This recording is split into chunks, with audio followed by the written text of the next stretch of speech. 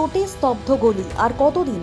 ভয় আর দুর্নীতির যে বিষ বাষ্প বর্ধমানের আকাশ ঢেকেছিল, আজ তা চিরে নামছে লাল সূর্য। দেখুন এই জনস্রোত। এটা কেবল মিছিল নয়, এটা প্রতিবাদের মহড়া। আজ বর্ধমানের রাজপথ সাক্ষী থাকলো এক নয়া লড়াইয়ের, যেখানে অধিকার কেড়ে নিতে নয়, অধিকার ফিরিয়ে দিতে পথে নেমেছে হাজার হাজার মানুষ। সোমবার জেলা কার্যালয় থেকে মিছিল করে মহকুমা শাসকের দপ্তরে হুঙ্কার দিয়ে ঢুকলেন মানুষের ঘরের 9 জন প্রতিনিধি। খণ্ডঘোষের মাটি থেকেই পরিবর্তনের ডাক দিতে রামজীবন রায়, বর্ধমান দক্ষিণ থেকে তারুণ্যের স্পর্ধায় লড়াইয়ের মুখ সুদীপ্ত গুপ্ত, রায়নার মানুষের অধিকার বুঝে নিতে আসছেন সোমনাথ মাঝি, আর জামালপুরের অভিজ্ঞ সেনানী লড়াকু নাম সমর হাজরা, মেমারির মেহনতি মানুষের হয়ে সওয়াল করতে তৈরি কৃষাণু ভদ্র। লড়াইটা শুধু ভোটের নয়, লড়াইটা অস্তিত্বের। বর্ধমান উত্তরের দুর্নীতির খলনায়কদের রুখতে তৈরি মামনি মণ্ডল, ভাতার থেকে মানুষের সুখ দুঃখের সাথী হাসিনা খাতুন, আউশগ্রামের মাটির লড়াইয়ে চঞ্চল কুমার মাঝি, আর গলসিতে দৃপ্ত পায়ে লড়াইয়ের ময়দানে মণিমালা দাস। 9 জন প্রার্থী, 9টা বিধানসভা, কিন্তু লক্ষ্য একটাই, চোরমুক্ত বাংলা গড়া।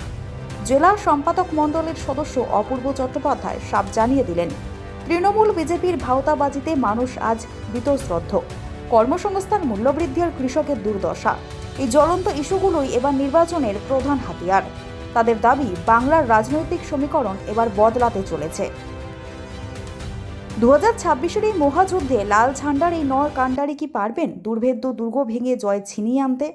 বর্ধমানের হাওয়া বলছে লড়াই হবে চোখে চোখ রেখে। ইনকিলাব জিন্দাবাদ।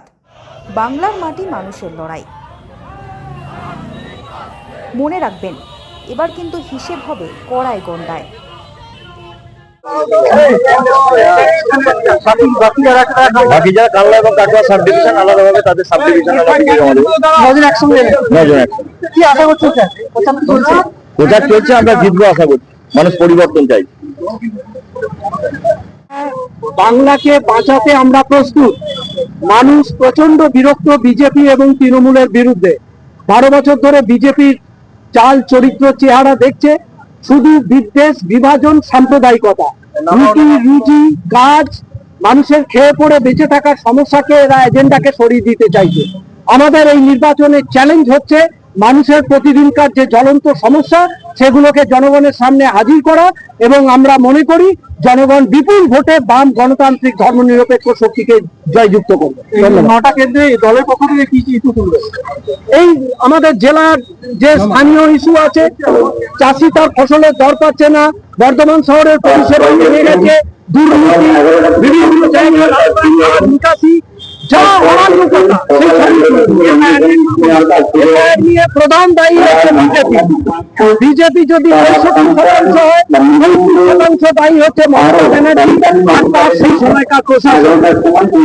বিজেপি সংখ্যালঘু বুকে ছুরি মেরেছে, আর মমতা ব্যানার্জি প্রশাসন পিঠে ছুরি মেরেছে।